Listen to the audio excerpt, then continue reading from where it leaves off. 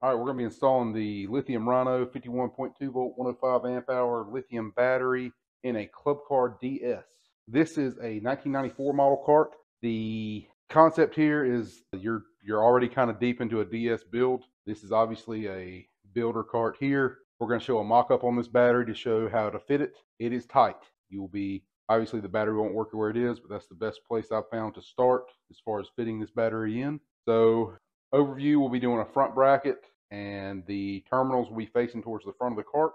That bracket will set the battery back where you can still access your hookups, access your power button, everything you need there. And let's get it fitted in there. Like I said, it is tight. If you are doing a pretty full-on build of a DS, this might not be a bad idea to do without your body on. If that's something you're, obviously this cart's going to need paint, so we'll be taking the body off for that. That would be more ideal, but it is possible to do with the body on.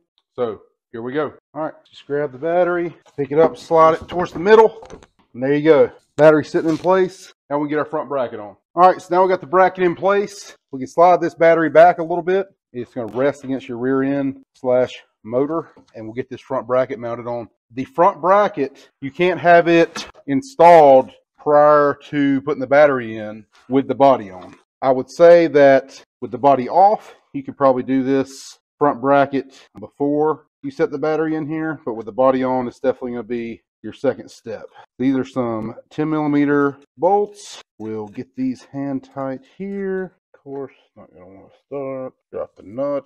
Use nut number 3 for number 2 here. There it is. Got to hold your mouth right. I said this is a tight fit, but it does fit. When you come around to the driver's side, get that last one. You have to put you on pause, so I'll move the camera for that.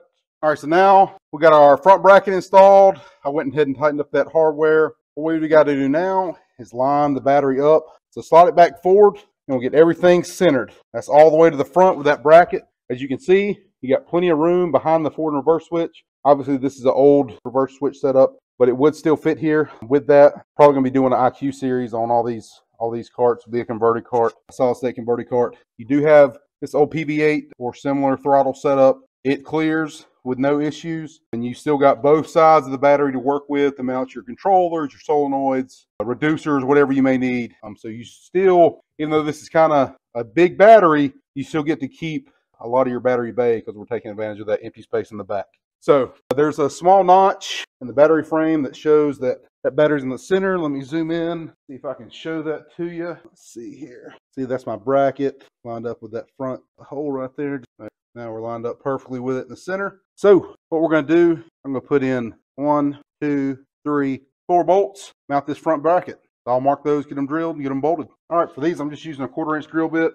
Go around here to the other side and finish that last one up. See if we can keep the camera going. All right, there we go. Let's get those metal shavings cleaned up and bolt these down. All right, so now I got this battery installed with the front bracket. You've got 1, 2, 3 with the battery feet mounted onto the bracket. Then you've got 1, 2, 3, 4 on the bracket mounted to the original battery tray of the cart. So with that front bracket on, you can see that battery, it is in there front. I mean, there's no twist side to side. There's no play. Everything in there is super secure. Even though this is a big battery for this cart, you've still got plenty of room on both sides of the battery here to put your solenoid, your controller, reducers, whatever you want to throw in here, you can go for it because we're taking advantage of the room that's underneath the back of the cart here that doesn't get used. So there you go.